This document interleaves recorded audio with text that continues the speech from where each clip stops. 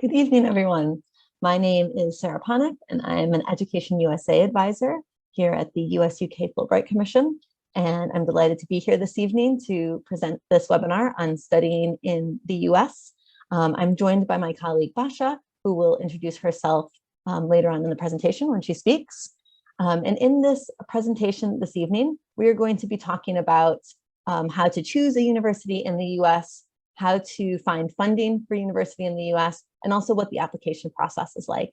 At the end, we will take questions. So I ask that you hold any questions until the end, just in case we answer them as we go along.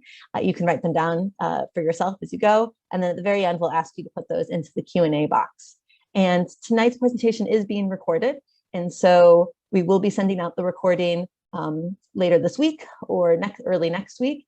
And so if for some reason your internet cuts out or you end up having not being able to stay for the whole session, then rest assured that you will have access to the information. You also can rest assured that you don't have to memorize everything that we're saying as we say it or write down everything that we say as we say it, that you'll have access to the recording afterwards.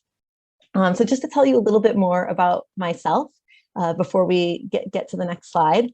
As you might be able to tell from my accent, I am not originally from the UK. I am from Chicago in the US, where I completed both my undergraduate and graduate degree. And I've been living in the UK now for nearly 8 years. And I've been working at Fulbright for about 5.5 years. And so just really excited to be here this evening giving you this information.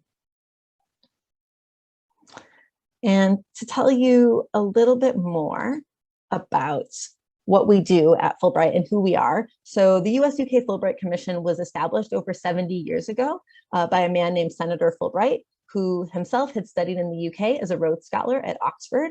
And in the aftermath of World War II, he wanted to encourage cultural and educational exchange. So we were born from that, and we are a not-for-profit organization that's jointly funded by the US and the UK government to promote peace and cultural understanding through cultural exchange and educational exchange. And so how exactly do we promote educational exchange? Well, we do it in a few different ways. So one of the ways is by offering scholarships for postgraduate study and research in both the US and the UK. And then we also offer an advisory service to assist students, parents, and advisors with applying for US universities. So that's the part of Fulbright that I'm a part of. The advisory service is part of the Education USA network, which is a US Department of State network of over 400 international student advising centers throughout the world. And our aim is to provide free, unbiased, up-to-date advice to help UK students study in the US. And we're actually the only official source of US study in the UK. So if you are looking to study in the US, which is why you are here, you have come to the right place. And I also want to talk a little bit about why students choose to go to the US for their studies, because over 10,000 students go from the UK to the US each year to study. And you'll see some of the reasons why up here on the screen. And so first and foremost, we've got the quality and the reputation of US universities. There's over 4,500 universities offering undergraduate degrees compared to about 120 here in the UK. So within that 4,500, there's a huge range of personality and style. Although we do caution you to pay as little attention to the rankings as possible and instead focus on fit, which we'll talk about more in a bit. There's so many high quality universities in the US that you've probably never heard of. Going to the US also offers the opportunity to experience campus life and activities. US universities are known for having vibrant campus life and encouraging students to be involved outside of the classrooms, not just about educating a student within the classroom, but also about educating them as a person outside of the classroom. So you've got all of your traditional extracurricular activities, whether that be student government, intramural sports, student newspaper. Could be something like cheering on the American football team at the university. And then, as you might imagine, there's all sorts of unique and interesting clubs too. So for instance, American University in Washington, DC has a cheese club for students to get together and try different cheeses and appreciate cheese. A number of different universities have K-pop dance clubs where you get to meet with other students who are interested in K-pop and do some of the dances together. In addition to campus life, another reason for going to the US is academic flexibility. And this is actually one of the top attractions for UK students studying in the US. is that in the US, we have something that's called a liberal arts curriculum. And what that is it's the ability to take a variety of different classes before deciding what it is that you want to major in or specialize in. So university in the US is 4 years, and you get to spend that first kind of 1 to 2 years at a university taking classes in a variety of different subjects, exploring different areas before deciding what you want to study. Some students go into university knowing what they want to study, and that's fine. Oftentimes they're able to start taking classes in that, then they still get to explore those other interests as well. So for example, I knew a student here in the UK who was really passionate about computer science, knew that he wanted to study computer science at university, applied to university for a computer science degree, started taking classes in that. He also had this passion for philosophy, and going to the US allowed him to take classes in philosophy alongside his computer science degree and explore that interest. It's also really good for students who have, for all sorts of interests, whether it's that you want to study a language alongside your major area of study. Maybe there's, you have an interest in psychology or writing or English or something. So having that flexibility is really good. I also know students who started at university thinking that they wanted to study one thing and then changed their minds once they got there. I worked with a student who was really interested in studying, I think it was biomedical engineering, and had studied all sciences before going to the US. Got to university, took an engineering class, realized, not so sure if this is for me after all. Was also taking a class about feminism at the time, and ended up becoming, switching from biomedical engineering to a global gender studies major. So having that type of flexibility is a huge attraction for students headed to the US. Another top reason for students to go to the US is the different funding opportunities. This might be surprising to you if you've heard that the US is really expensive, but the funding opportunities that are available are plentiful. And my colleague Basha is going to talk about this later on in the presentation. But it's something more that you'll want to hear about. Going to the US also offers you the opportunity to internationalize your CV. Studying abroad is appealing to employers. It shows that you've got a boldness to do something different. It shows that you've developed interpersonal skills, cross-cultural communication skills. You have the opportunity to build networks of friends and professional contacts from around the world. And also, when you're at a US university, you have the opportunity to work on campus for 20 hours per week during term time and 40 hours per week during the holidays, and for up to a year after graduation. So getting experience of working in another country as well. And lastly, going to the US offers the opportunity to learn about a new culture. The US is a massive country. It spans 6 different time zones, has a great diversity in geography and different cultures. We have long summer holidays to explore, and living on campus at a US university helps you get to know the US culture. So these are some of the top reasons why students from the UK choose to go to the US each year.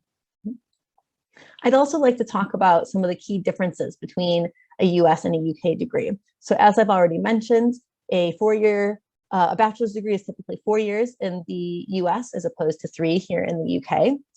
In the US, you apply to the university as a whole rather than to a particular academic department, typically at least.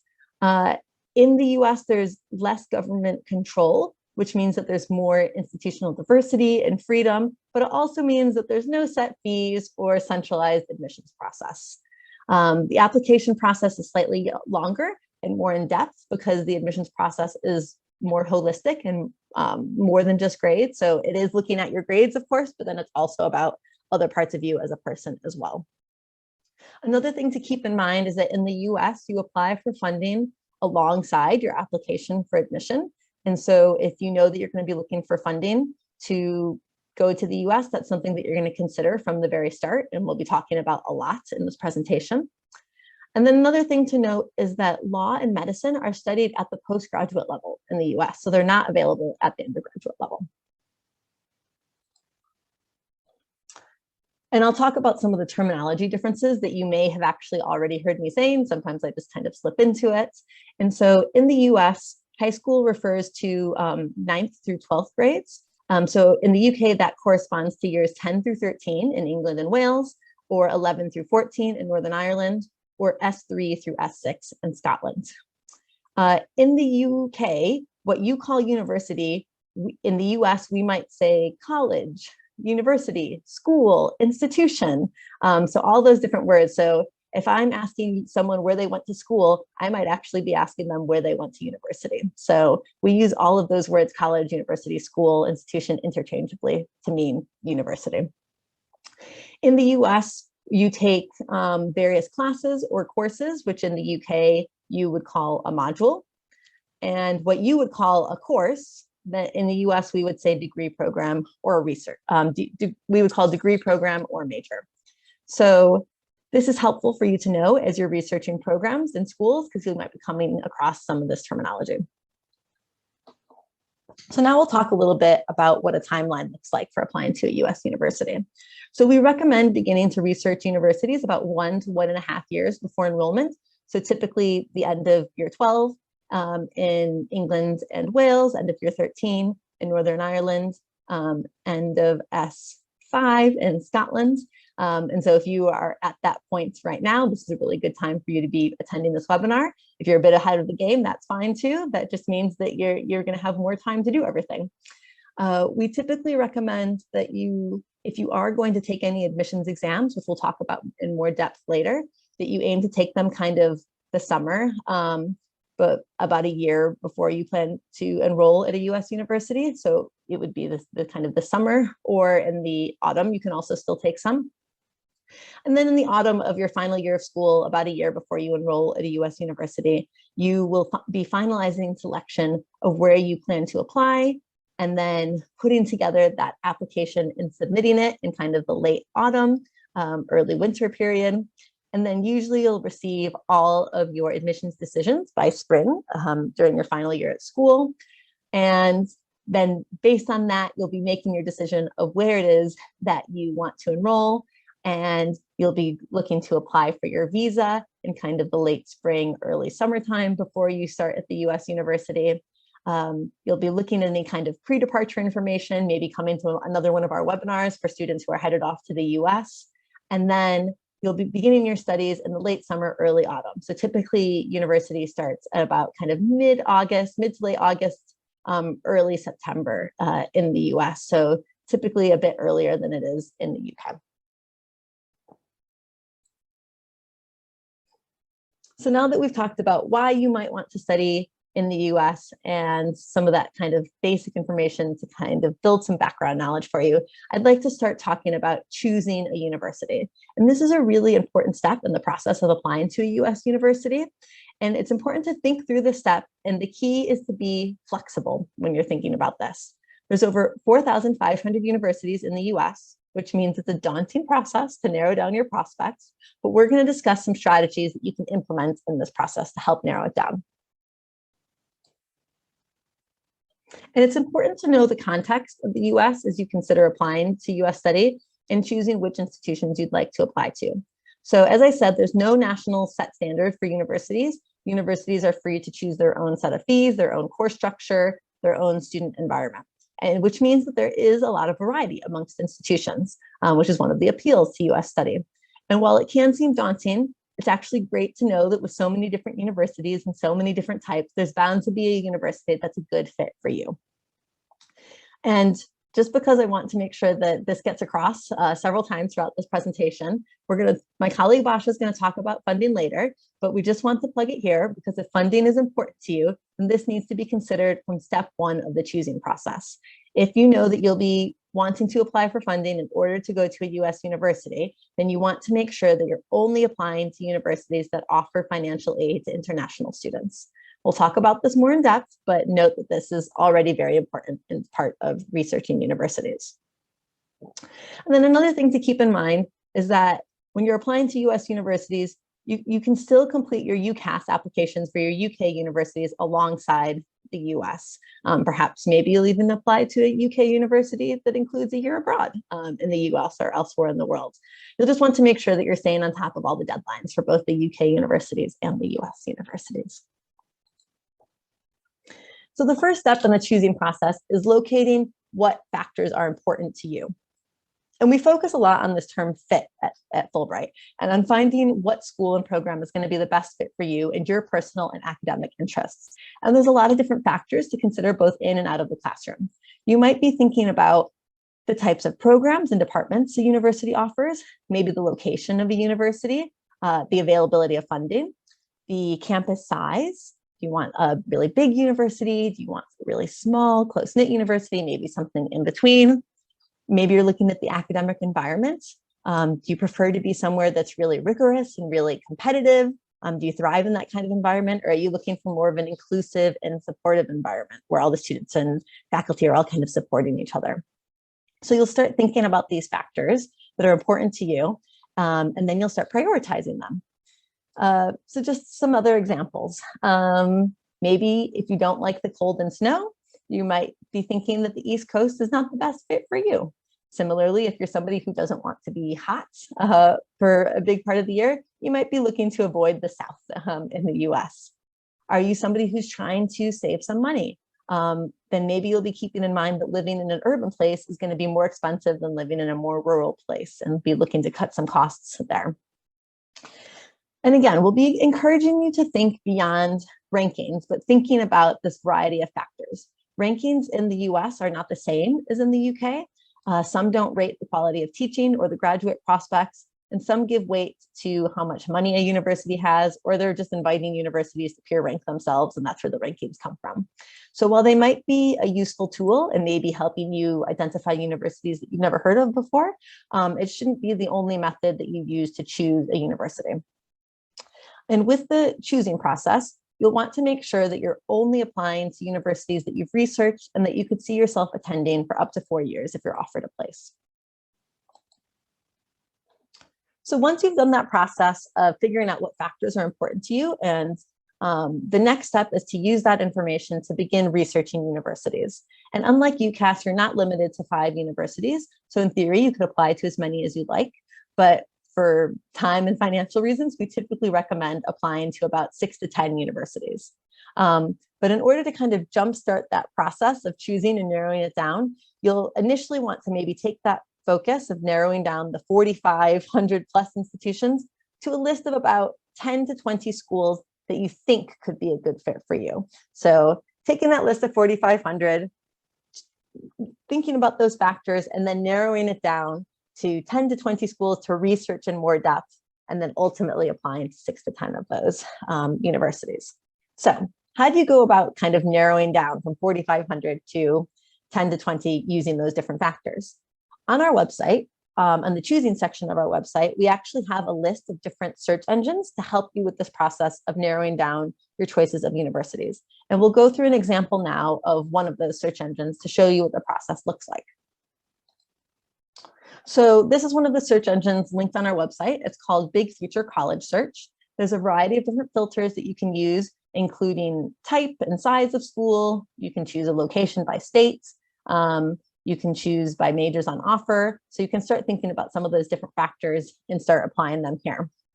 If you are looking for funding, then something to be aware of is that once you kind of click through on this page, there's a section that says affordability. And then under the area financial need met, you can select the percentage of need met.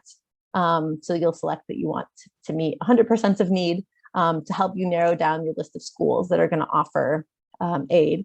And then you can tick the box titled aid for international students. And then of course, you'll always want to double check any information on a university website. In this particular college search engine, if you don't have any filters, there's about 3,600 universities listed.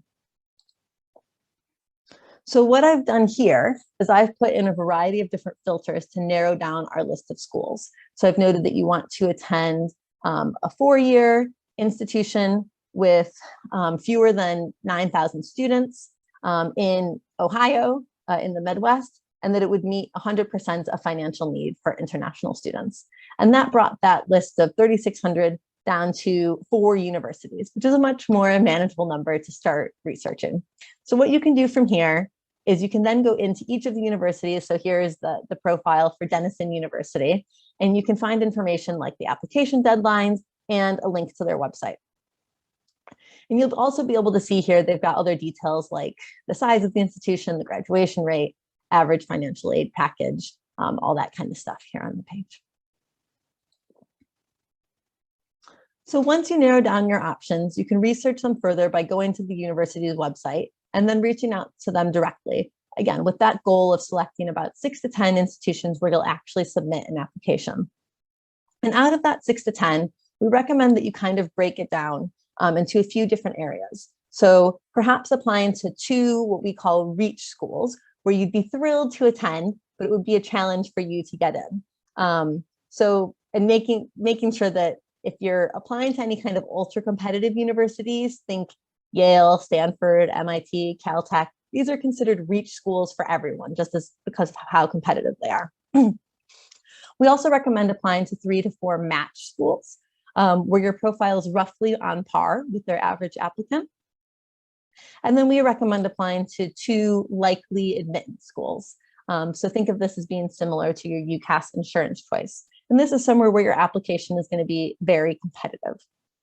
And you can kind of get a sense for how competitive a university is by looking on their websites, maybe looking at their average academic profile, looking at how competitive their admissions rate is, that kind of thing.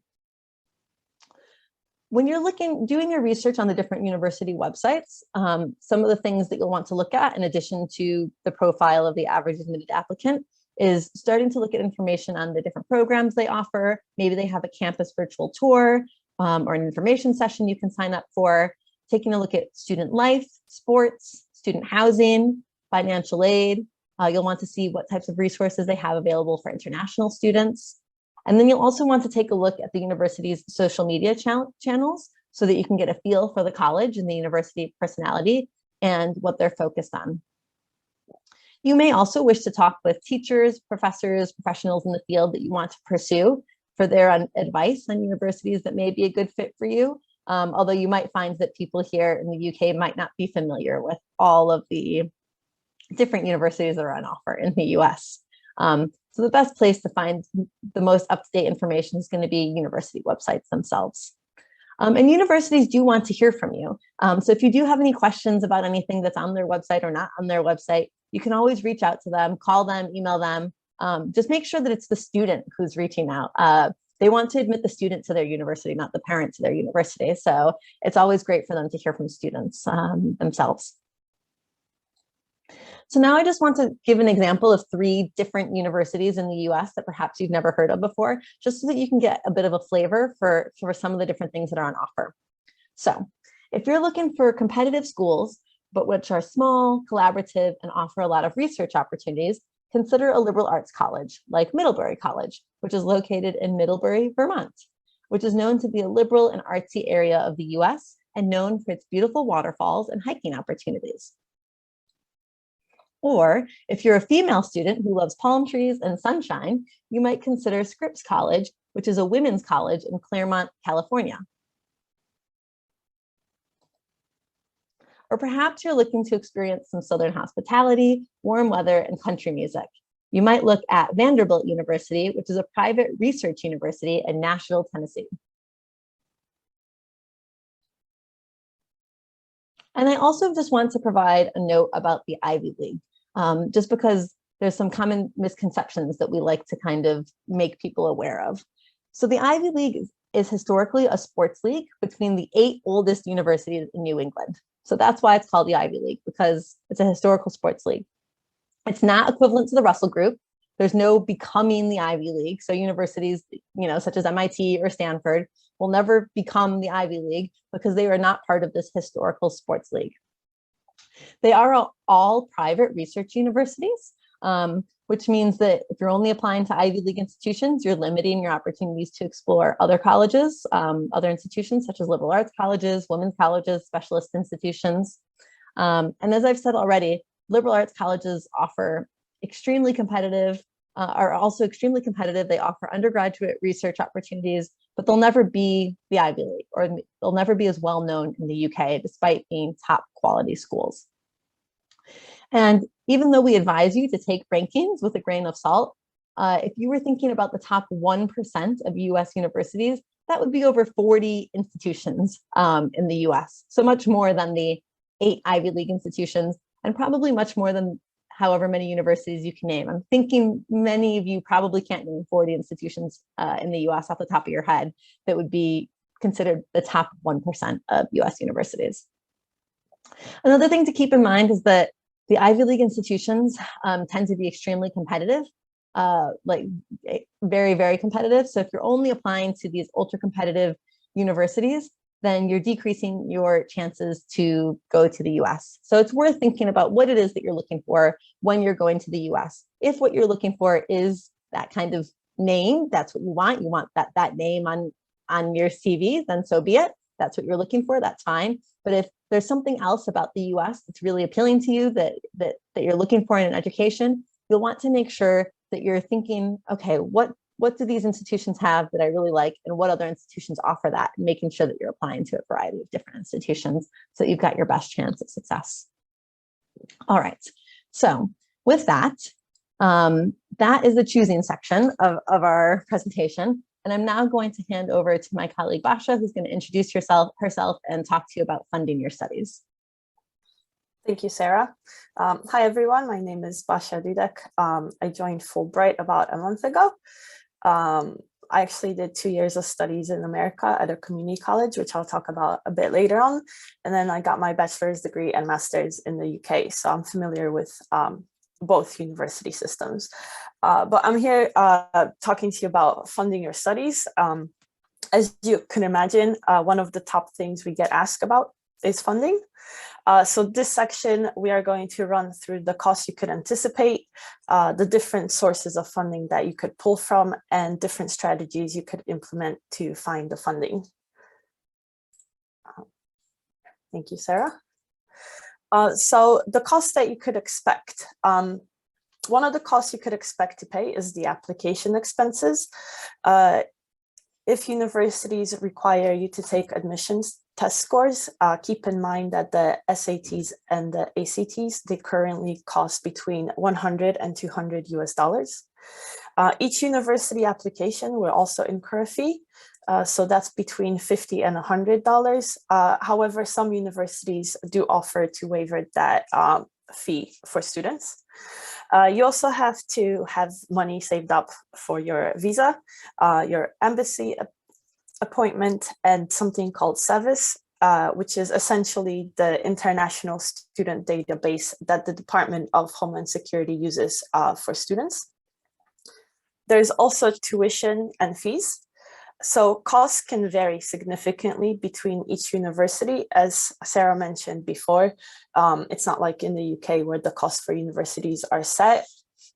Every university sets their own tuition and fees rates. So fees are mandatory and usually cover things like the student union, the school athletics, and maybe a membership to the university gym.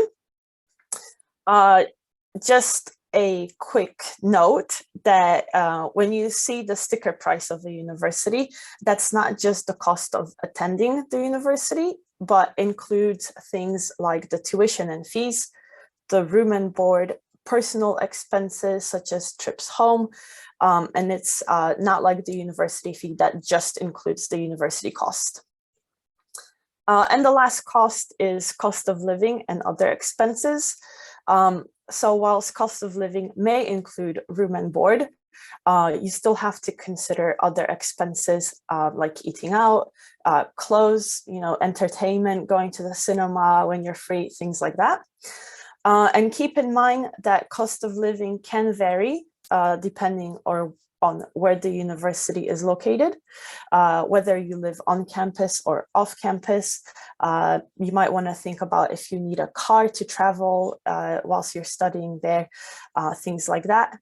And the other thing you need to think about is health insurance. So some universities include that, offer that to students as an additional cost, or you just have to find your own way to get health insurance whilst you're in the US.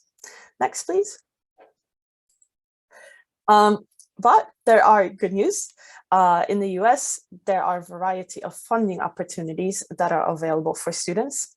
So it is possible to have an affordable university education, and many students are able to fully fund their studies without taking out any loans. Now, the key to this is to be willing to put in the time and effort to seek out and apply for different types of funding. Next, please. So different sources of funding that the US universities offer. We'll go into more of each of these in a second, but there are typically 4 sources of funding for the US. So first is personal or family funds. US universities expect families to save up for their children's education pretty much from the day they're born and invest into that education when they're 18 and go to university. University in US also offer 2 types of funding, so need-based aid and merit-based scholarships, which I'll explain in the next slide. And that's also going to vary on how much a need university can meet. So if financial aid is something that is important to you, you need to look and apply only for universities that offer funding, financial need for international students. There's also funding from external funding bodies, and there's also loans, but we advise that loans be your last resort. So you cannot take a UK student loan to the US, and US-based loans require you to have a US citizen or permanent resident to co-sign the loan. Now, you can take a UK third-party loan, but we do caution you to be careful around high interest rates and paying it back. Sometimes they expect you to pay those back before you even finish your studies. And if you do have US citizenship, you could take out a loan and apply to federal loans through something called FAFSA. It might be that you have to pull funding from some or all of these different sources to fund your education. Next, please. Thank you. So what is university funding? It's ideal since it does not have to be paid back. There are 2 types of funding, and the university funding is likely to be awarded on basis of financial need. So it's based on your family's annual income, or it could be based on your academic merit, your A-levels, marks, and admission test scores, or a niche criteria or a combination of the above. So the types of aid that is offered, there's need-based aid, which universities calculate by what your family is expected to contribute and compare the total cost of attendance, and then they try to meet that gap. So this is going to vary on how much each university meets. So some meet 20% of the gap, some 80% of the gap, and some 100% of the gap. So when you're doing your research and your information on universities, you need to make sure that you actually look at how much funding they offer, whether it's 100% or 20%, as it's going to make a big difference. You also want to make sure that the scholarships are available to international students, as not all universities offer that option. There's also sports scholarships for top athletes, which may be available through the athletic recruitment process, and we have more information on that on our website. Now, for more information, it's important to actually check out the university website. You should be very proactive to find this information if this is something that's important to you. And the process is actually often straightforward, and most of the time it's integrated into the admission application. So an example, excuse me, we'll go to the Rice Financial Aid page. So this gives you a breakdown of not just the tuition and room and board, but it includes other fees, books, and personal expenses such as flight home.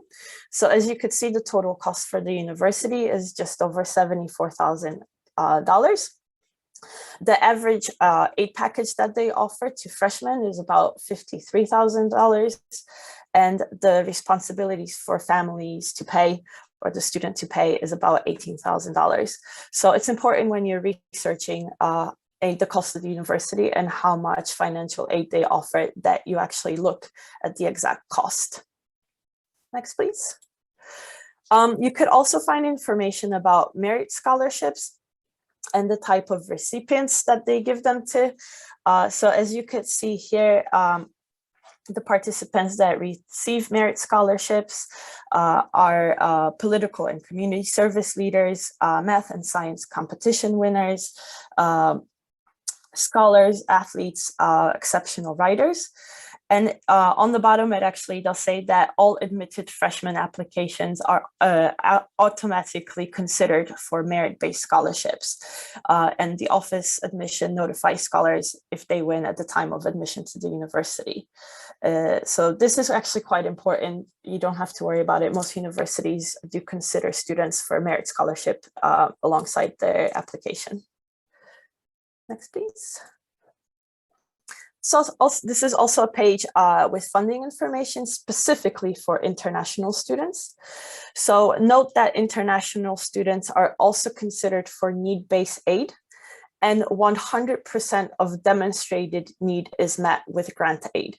So they use something called the CSS profile to gather information about a student's financial background to determine their financial aid package. So they'll ask information like what your family's income is. They might ask for some financial statement, and then they'll make a decision on how much aid you would get.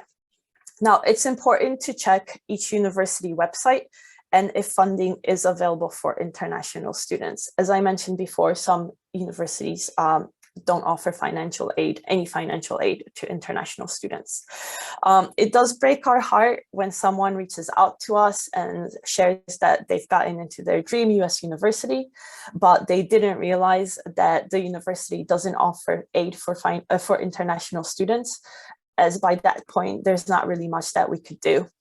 So if funding is important to you, you definitely want to ensure there is funding at the university for international students, and be sure to check in this early. As Sarah mentioned before, that the funding application, you do it alongside your application to the university. So it's really important you research that before you apply. Next, please.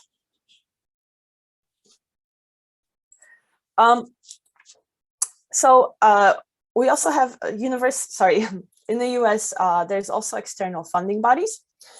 So funding bodies may include a wide range of professional, charitable, or governmental organizations that are external to the university. They can be niche scholarships, as they have specific criteria based on their mission of the funding body.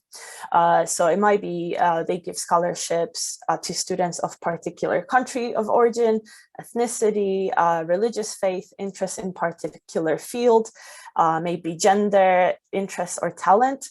For example, if you're interested in studying, you're a woman who's interested in studying engineering, there might be some external funding bodies that offer scholarships to women engineering. If you are unique in any way, there is likely a funding body that might have a scholarship out there for you. You just have to find it. So an example is Morehead Kane in North Carolina, University of North Carolina at Chapel Hill.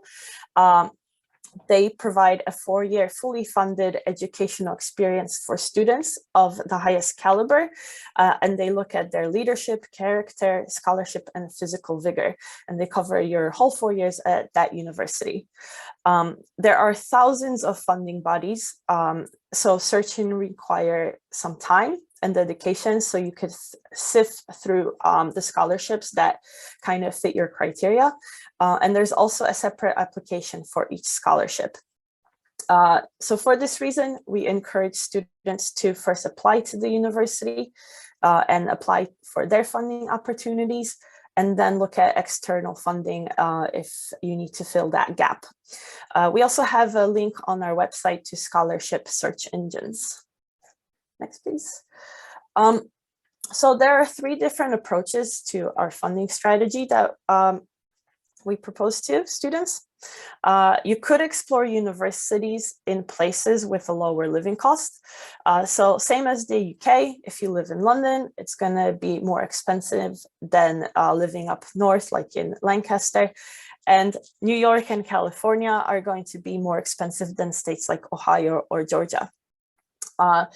So American universities will list on their website the full estimated cost of attendance. So that's tuition, fees, cost of living, and personal expense. So you could scope out places with lower cost of living. You could also look for programs with lower tuitions, and as discussed, looking for different funding opportunities. In the US, there's also a community college. This doesn't actually exist in the UK, but it's increasingly popular choice in the US as it's an alternative pathway that could help you save a lot of money. So community colleges generally award associate's degree. And once again, this is not a degree that's offered in the UK, but it's a degree that's often a professional or vocational focus. And they have programs that allow students to do a 2+2 transfer pathway model. So what that means is that a student starts their studies at a community college for 2 years and then transfer to a 4-year university for another 2 years, receiving their bachelor's degree from that university and have that on their degree. Many community colleges in the US have transfer agreements with big universities. So for example, the Los Angeles Valley College, a 2-year community college, has a partnership with universities like UCLA, University of Southern California, and Cal Poly. So I actually went to a community college in Michigan. What that meant for me is I couldn't afford to go to a bigger university, but I was able to get a 2-year associate's degree. It cost me very little money. I was able to stay home and save up by working part-time alongside going to a community college. And then I had the opportunity to actually transfer for another 2 years to a bigger university, as my community college had quite a lot of links to big universities in Michigan as well. Now, community colleges are much less expensive than 4-year universities. So you can save thousands of dollars by paying a significantly lower tuition fee for 2 years and then transfer to another university for another 2 years. The smaller classes are also available in community colleges, and they could be especially good for your introductory classes and for your first 2 years in the States. You also get more contact with professors as the classes are smaller. The application process for community college is usually less rigorous than entries for 4-year universities, and students with BTech or OCR or other similar qualifications can apply to community colleges, as many of them don't require admission exams for admission. We do have more information about community colleges on our website, as well as a link to a community college webinar as well, if you'd like to have a look at that. So some funding tips. Since applying for funding is simultaneous to the admission process, you want to begin your search for funding early. So it will take time to research funding at schools where you want to apply to, and as well as external scholarship. The funding resources are specific university websites, also online scholarship searches that we have on our website as well. Now, consider having a funding strategy. To fully fund your studies, you may need to have a combination of all the different types of funding that we've discussed. So you might have to have some funds from your family, apply to universities that offer international aid, and you might have to look to fill that gap by looking at external funding bodies, or as I mentioned before, looking at loans, which once again, we don't really encourage. So you will want to investigate each type of funding and figure out the best solution for you. It's also important to remain flexible in choosing universities. So don't just apply where thousands of other UK students apply. Try to apply somewhere where you will actually stand out and be competitive. And I'm going to hand it over to Sarah, who's going to talk to you about completing your US university application. Thank you, Basha.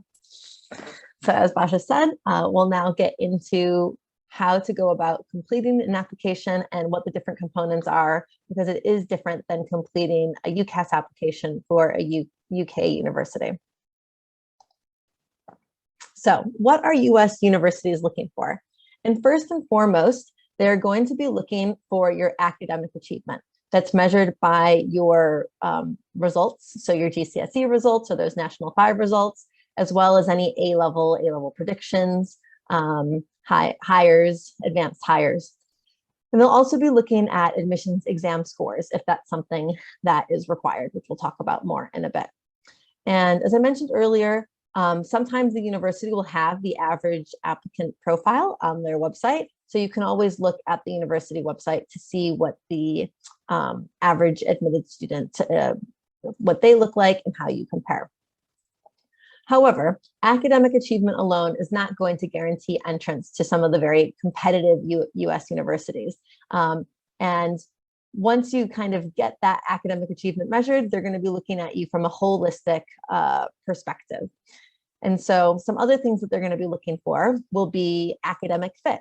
So reasons for pursuing a degree at that institution and how it helps you towards your goals. So let's say that you are applying to NYU and you write this whole essay about why you want to be in New York, how much you love New York, how NYU will help you get to New York. Well, the person reading your essay at NYU might say, okay, there's other universities in New York, Columbia's in New York, there's other universities. So why NYU specifically, other than New York? Is there a particular program? Is there a particular campus activity? Is there a mission? And so universities will be looking in that application to see that you've done your research and that you're demonstrating that their institution is going to be a good fit for you and that you're going to be a good fit for their institution. US universities will also be looking at your extracurriculars. This is a big focus in the US. This doesn't mean that you have to be involved in everything right now in order to get to a US university. It just means that a US university cares about what you're involved in outside of the classroom. And so you are going to be including that on your application. They want to know how you spend your time outside of school, and they're interested in that.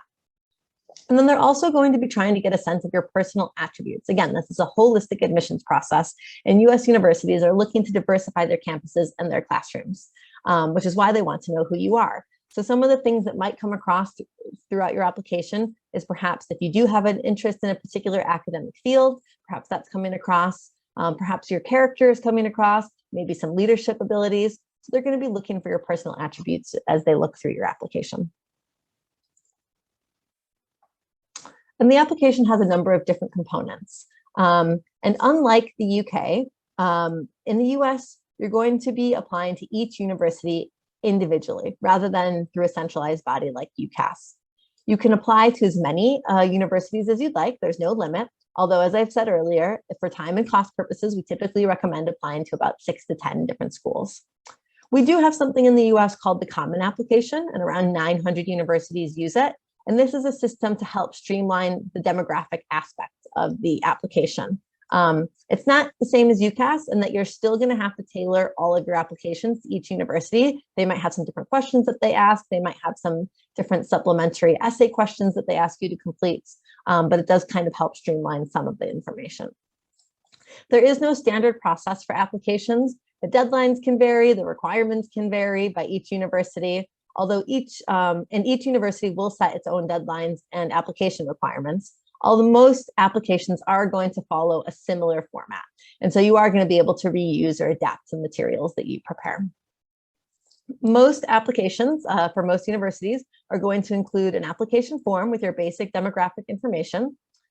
Some universities are going to ask you for admissions exam scores. They're going to ask you for a transcript, which is going to be a document that comes from your school with your grades on it. They're going to ask for typically 2 to 3 essays for you to write.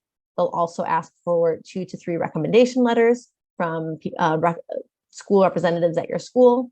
And then there'll also be an application fee for each application, typically of about $50 to $100 per application.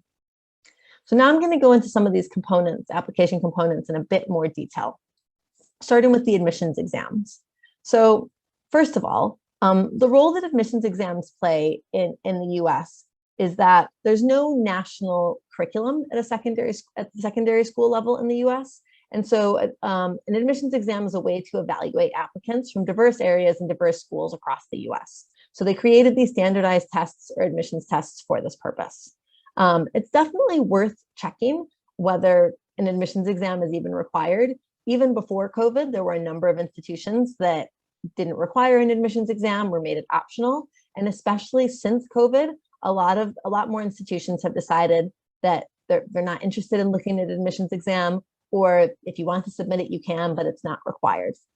And so you might decide that you're only interested in applying to universities that don't require an admissions exam, and then that saves you the time of revising for an exam. It saves you the money that you spend on paying for that exam. And instead you can spend that kind of time and money in doing research of US universities and applying to the US universities. However, some of you might be applying to universities that do require the exam, or maybe you are somebody who does really well in exams and you like the idea of taking an exam and having it kind of provide an extra boost to your application. And so if you are one of these people, then as I said earlier, we typically recommend taking the admissions exam a little over a year before you plan to enroll. So kind of if you're planning to enroll in autumn of 2023, then you'd be looking to take the admissions exam this summer, or at the very latest kind of early autumn, so that you've got those admissions exam scores in hand when you're applying in the late autumn and early winter time. Universities are going to require either the ACT exam or the SAT exam. They are both multiple choice exams that measure you in areas of kind of verbal reasoning, mathematical reasoning, but they test the same type of thing, but they are different exams. So if you're trying to decide which one you want to take, what we typically recommend is that you go online, get a free practice test from the website, sit that free practice test under timed conditions and see which one you do better in. Students tend to do better in one exam versus the other. I know that I did significantly better on one of the exams than the other. So you should see which one you do better in and study for that. Some other things to keep in mind when choosing the exam. At the moment, the ACT is a computer-based exam and the SAT is a paper-based exam, at least for the next 6 months or so. At the moment, the ACT costs a lot more than the SAT, but the ACT is offered in more locations. And so you might find that there's a testing center that's closer to your home, whereas the SAT isn't offered in as many locations, and you might find you have to travel further to get to a location.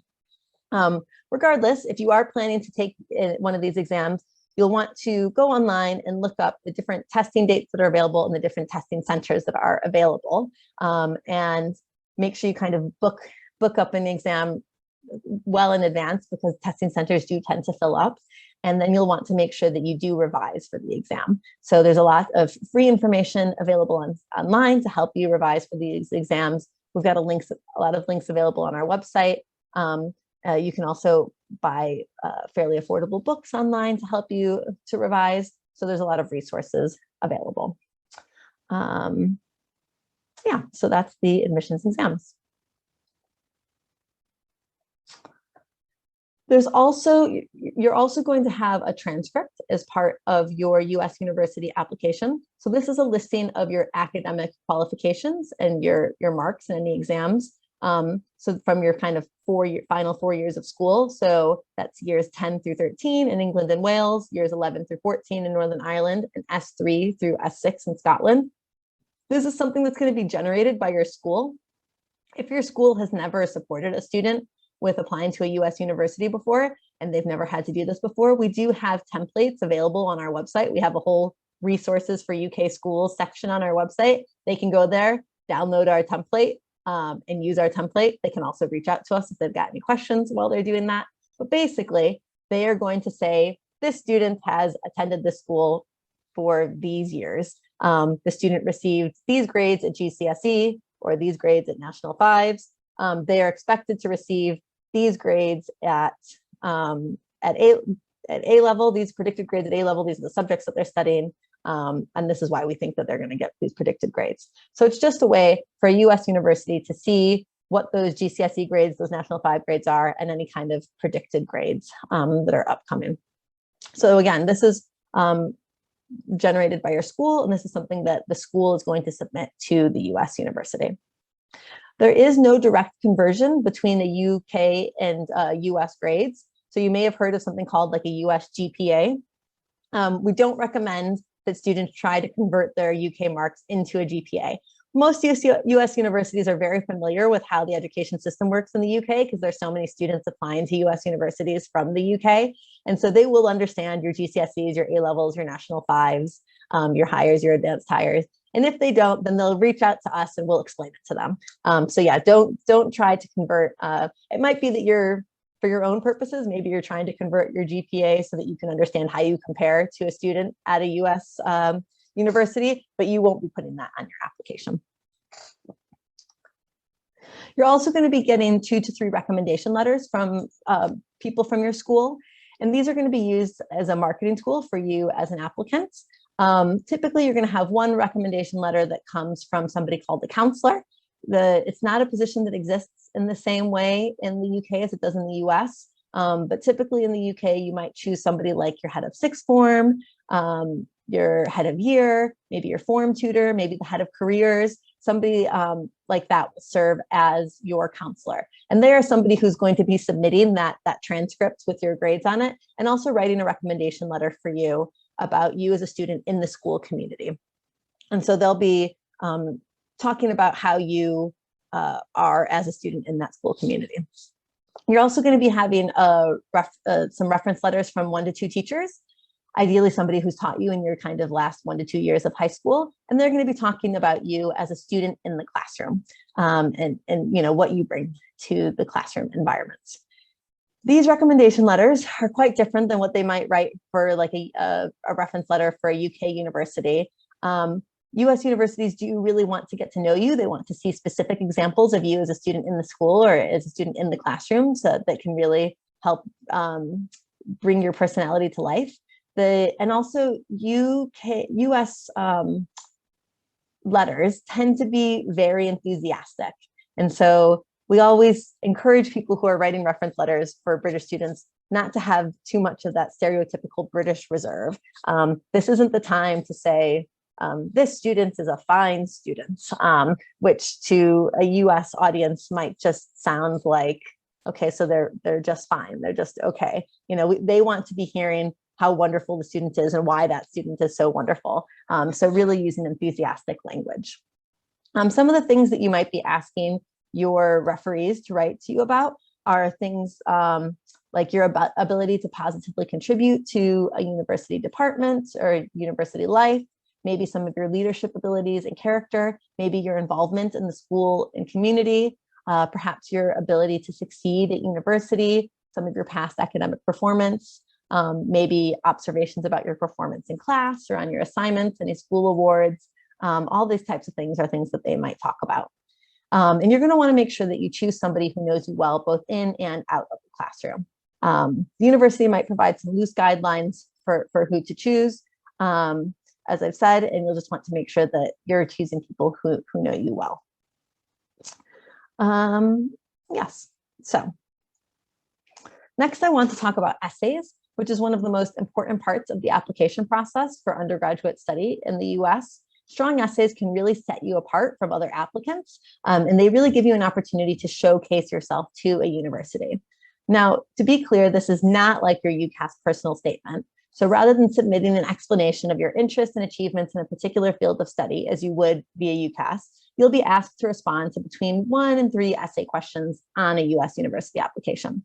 Each university will set its own questions, as well as its desired length for your response. However, on the Common App system, if you're applying to any universities through the Common App, there's going to be one main essay question that goes to all the universities.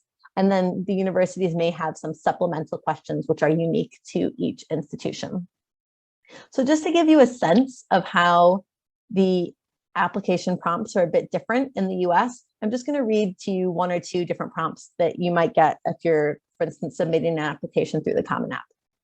So one example, reflect on a time when you questioned or challenged a belief or idea. What prompted your thinking? What was the outcome? Another example, describe a topic, idea, or concept you find so engaging that it makes you lose all track of time. Why does it captivate you? What or who do you turn to when you want to learn more? So as you can see, these are really questions that give you the opportunity to showcase a little bit more about yourself, for you to show something that maybe hasn't come across anywhere else in the application just yet. And universities want to see that. They want to get to know you.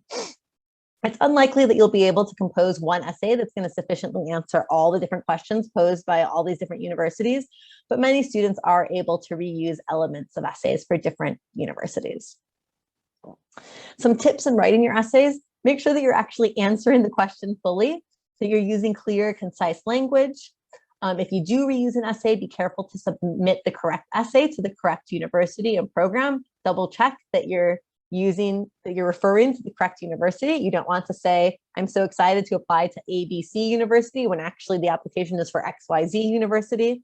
Make sure that you're proofreading extensively and asking others to proofread your essays and offering their feedback. And most importantly, be yourself. Don't give the admissions officers the answers that you think that they want to hear. They'll be able to tell that that's what you're doing. Give them the truth. Tell them who you are. Think about what sets you apart and let your personality come through in the essay. And we've got lots more tips on our website, in the essay section of our website, including links to successful university essays that some US universities, they actually just post on their website, example essays on their university website. So that's the application in a nutshell. And before we get to the Q&A, I just want to quickly highlight some other opportunities in the US. So there's a few different opportunities if you decide that a full undergraduate degree in the US is not for you. For example, you might choose to go to the US while at a UK university through a university exchange program. A lot of UK universities have established exchange programs with US universities or US-based study abroad programs. For example, the University of Manchester has partnerships with 18 universities in the US. And this might be logistically simpler because your UK university helps you arrange everything that you need for your semester or your year abroad.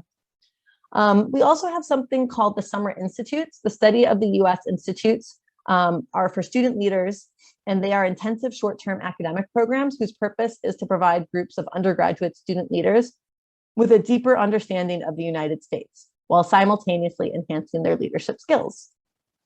Or if you really love America, you can spend your whole degree studying it. There are a number of UK universities that offer American Studies programs, and they often incorporate a year in the US as part of those programs. There's also the opportunity to do things like internships or summer work through BUNAC or Camp America, where you can go and be a camp counselor for the summer and then spend some time traveling. Or you might decide to pursue US study at the postgraduate level. And for that, we actually have Fulbright scholarships available. And we also have advice on applying to the US at the postgraduate level. I'd also like to just discuss quickly some of the other ways that we can help after you've finished this webinar, after you've gone away and digested this information, the ways that we can help.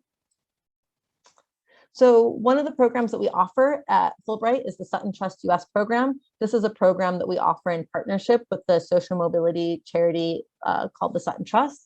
This is a program for high achieving students from low income backgrounds that are currently in year 12 in England and Wales, or year 13 in Northern Ireland, or S5 in Scotland. The applications for this year have already closed, but if you are somebody who is earlier, if you're here ahead of time and you think that this might be something that you're interested in applying for, you can look to apply for the program. The applications will open in November time, around there. This program offers you the opportunity to explore US study, and students get to visit US universities for a week over the summer before their final year of school. where they get to stay on campus at a US university and visit other universities in the area. And you also receive all sorts of information on pursuing US study. And if you decide that you want to apply to US universities, then you can apply for continued support through the program to apply for undergraduate study in the US. The program is free for students who are accepted. And so it's a really wonderful program if that's something that you are interested in. Another resource that you will definitely want to check out is our website. On our website, we have so much advice and so many guides. So everything that we've talked about in this webinar tonight, the choosing, the funding, the applying, we've broken it down into those 3 sections on our website, and we've gone into lots more detail. And so it's all written down there for you. So I definitely recommend taking some time to read through that and digest that information. What you'll want to do is go to this Going to the USA section, and then there'll be an undergraduate guide with details on choosing, funding, and applying. We also take questions over email. I'll put our email address in the chat box, advising@fulbright.org.uk. So we check that inbox Monday to Friday, and we can answer any questions over email. And we also offer one-to-one video appointments with an advisor. So the details for that are on the contact page on our website. So if you go to our website and you go to contact us, and then you like scroll to the very bottom, there's a little Education USA icon, and you can book an appointment and you can click on it. We typically at the moment only have about 3 appointments available a week, but we're working on trying to get more of those appointments added. So if you want to have a more kind of one-to-one discussion with myself or Basha or my other colleagues, then you can go ahead and book an appointment to do that. And we also hold all sorts of different events about studying in the US. So we hold webinars like this. We attend different fairs throughout the year, such as What University Live, where you can come and speak to us in the US University Zone. And so we do all sorts of events like this. And our biggest event that we do is actually our USA College Day Fair, which we are returning to an in-person event after being virtual for the past couple of years. At the end of September this year in London, we will have our USA College Day Fair. It is free to attend. We will have over 120 universities that have come from the US to meet with students here in the UK. And tickets for that are going to open in typically late summer, late August time.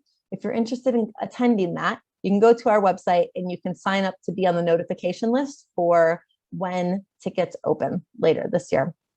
It's a great opportunity to kind of come and meet with lots of different universities. All right, so with that, I'm going to open it up to our Q&A. So if you have any questions, you can go ahead and start popping them into the Q&A box now.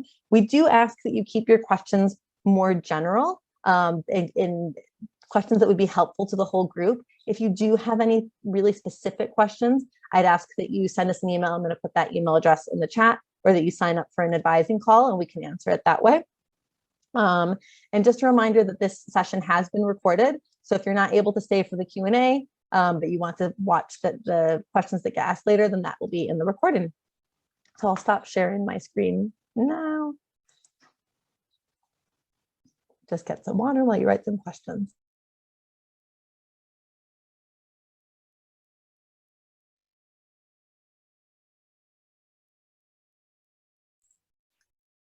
So the US College Fair takes place in London in a hotel at the end of September. It's half a day on Friday, so Friday afternoon, and then all day on Saturday. But if you go on our website, actually, the information about the fair is on there.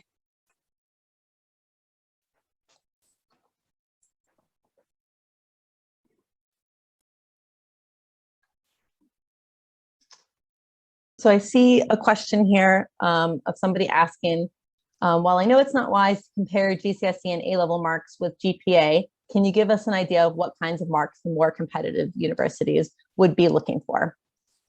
So yes, as you might imagine, if you were looking at those really ultra competitive universities, they are going to be looking for the top grades.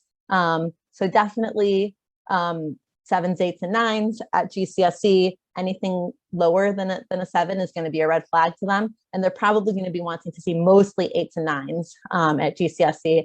And then for A levels, they're looking for A's and A stars typically. If you're looking at those really competitive universities.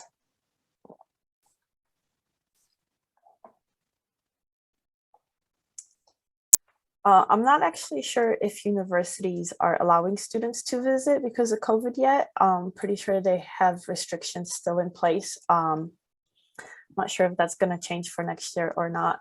Sarah, do you know more about that? So the question is, if we are able to travel to the US, what would be the best time of year to visit universities? And so this is going to vary. I mean, if you have flexibility in it, I know that when I've visited with students from the UK before, we've gone over the summer just because that's when students are on their summer holidays. Campuses do tend to be a lot quieter in the summer. So if you're looking to kind of go when students are in session, depending on you can take a look at the academic calendar because it does vary to the university. A lot of universities have 2 semesters that run kind of from mid-August to mid-December, and then again from mid-January to mid-May. But some universities offer, have slightly different schedules. So you might choose to go like when students are on campus, and you're going to be able to get a feel for that. Basha is correct that not all universities have started allowing campus tours. And so if you are planning to do any visits, you will want to take a look at whether the university is offering campus tours at the moment. Some of them haven't kind of reopened that since COVID, but some of them have. The good news is that a lot of universities do have a lot of virtual campus tours and virtual info sessions available. So if for some reason a university doesn't have that available, you can check it out.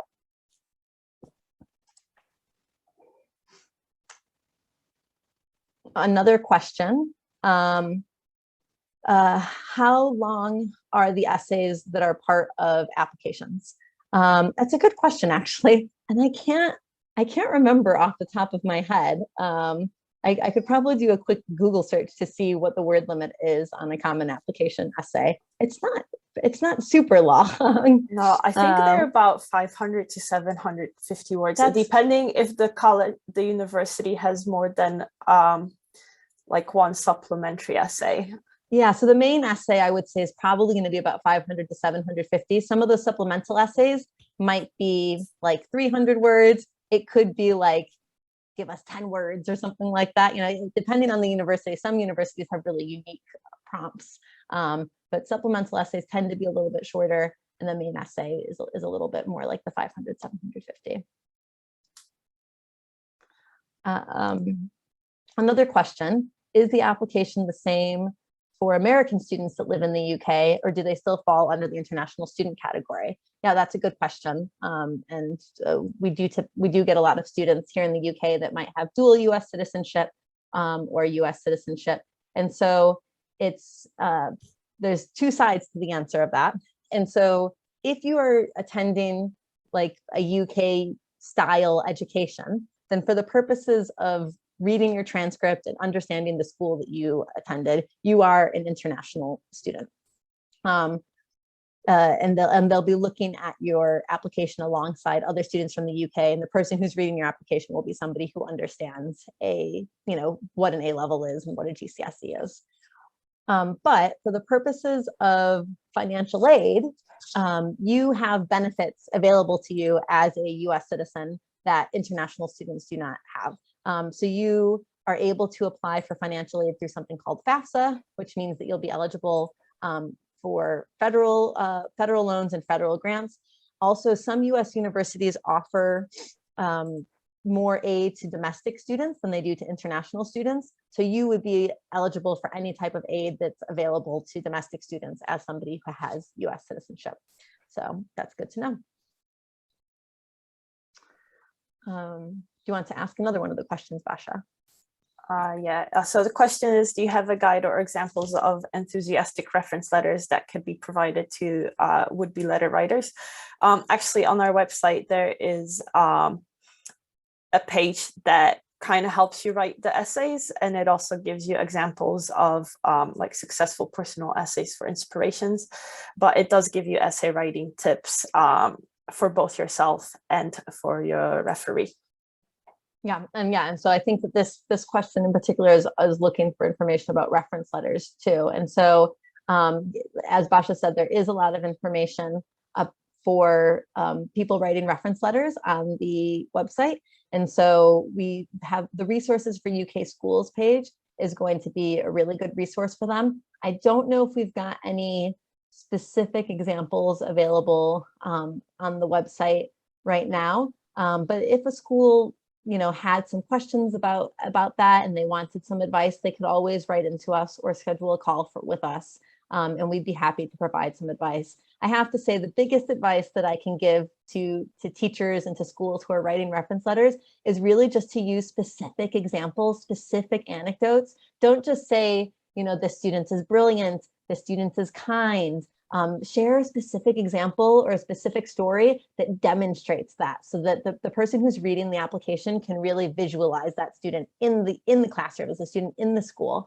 And it might be that if a teacher has some struggles coming up with some examples, then maybe the student can say to this teacher who's writing the reference letter, my favorite part of this class was when I did this, or I think my strength in this class was when I did this, and help them kind of provide those examples that they can include in the letters. That would be my biggest advice.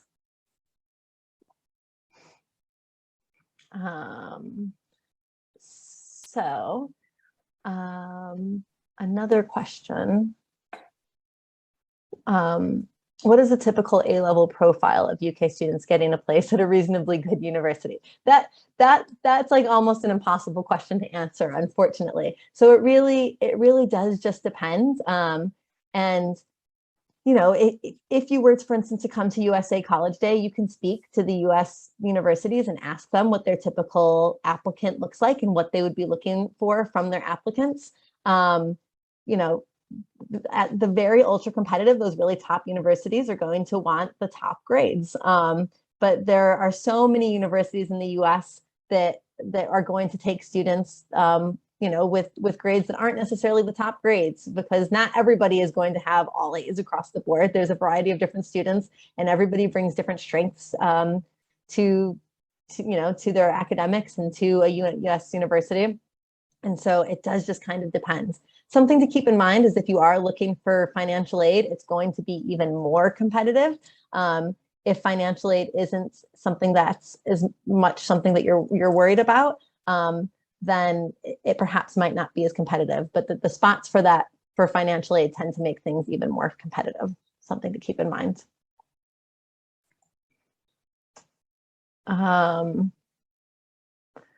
For a year 11 student doing GCSEs and aspiring to go to med school, what can I do to boost my application through extracurriculars? So something to keep in mind is that medicine is not offered at the undergraduate level in the US. And so if you know that you want to be a doctor, like a clinical doctor, it's one of the few cases where we actually recommend staying in the UK. Because you do your degree in your 5 years here, and then you become a doctor. Whereas in the US, the path to becoming a doctor is much longer. It's your 4-year undergraduate degree, and then you have to go to med school, and then you do your residency. And if you're an international student, very few medical schools in the US actually even accept applications from international students. And the funding for international students is even more rare. And then even if you complete a medical degree in the US, it doesn't give you the right to work in the US. And so then you would still have to return to the UK, and then you'd have to check whether your degree from the US would allow you to practice medicine in the UK. So it's one of the few areas where we recommend, if you know medicine is what you want to study, that it might be that you choose to stay here in the UK. That being said, if you're somebody who's maybe considering medicine, but you're not so certain, and maybe you're going to apply to some medicine programs here in the UK, but in the US, you might be looking at some, biomedical sciences or some areas of research, that neuroscience, maybe you're interested in just kind of like the science aspect of it, and keeping your options open. In terms of extracurriculars, US universities aren't looking for you to do extracurriculars in order to boost your application. They are looking for you to do extracurriculars because it is something that you are passionate about and interested in outside of the classroom. They do like to see that students are involved outside of the classroom. So, they want to know how you're spending your time. And so they're going to see that you have taken your interests and that you have pursued them. So maybe, if you have a particular interest in something, that you're pursuing that. And if that interest isn't met by something that already exists, that maybe you're creating it, or you're getting together with a couple of groups of friends and creating it, that kind of thing.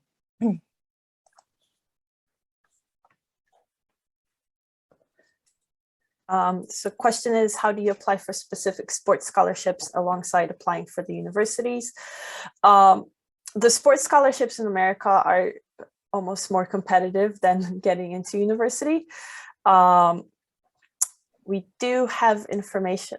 Sarah, do we have information about sports scholarships? Yes, we do on the website.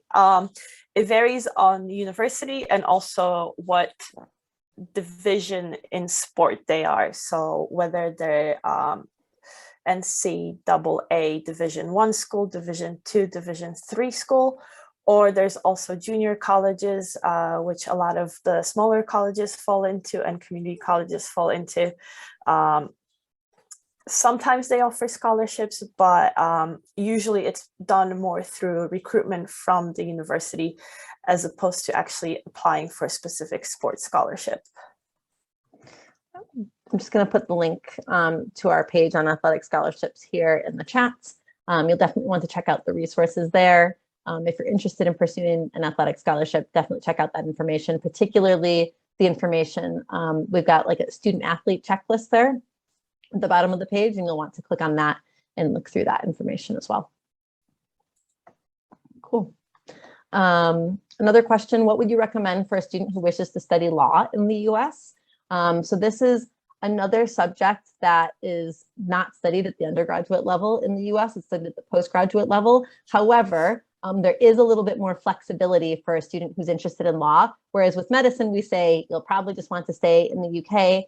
If you're interested in law, there is some flexibility, and that if you know that you want to become kind of like a practicing lawyer and you're interested in law, you can go to the US, do a 4-year degree in something related to law, like political science, for instance, or some universities even offer something called pre-law as a major.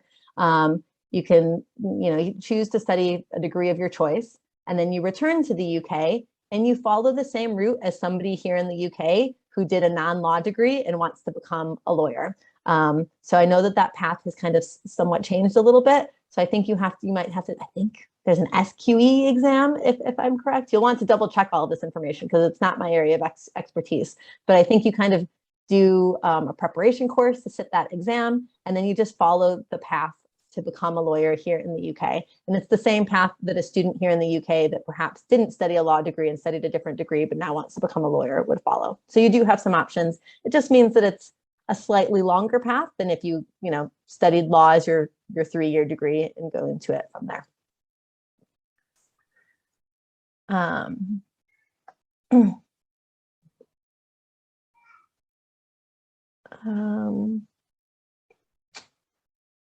So we have a question from a student who's interested in studying, I think, both media and sociology, and making it 2 courses in university. So I think the question here is about double majoring and being able to double major at university. And so double majoring is quite common. What that means is that you get to study 2 different courses, basically 2 different areas of study. So for instance, I studied international studies and Chinese studies as my 2 majors. And then I also had a minor, which is like a smaller concentration of courses in Spanish.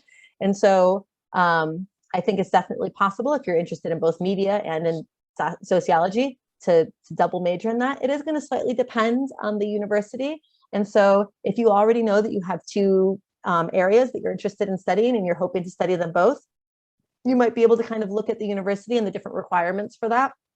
Because just sometimes, for instance, it's easier to double major within a particular school. So, both international studies and Chinese studies were in the College of Liberal Arts and Science at my university. But if I had wanted to, for instance, do international studies and business as well, the business classes were all in the business school. And so it might have been a little bit trickier for me to double major in those 2 very different courses. So, but that could, that was just my university, and it could depend depending on the university.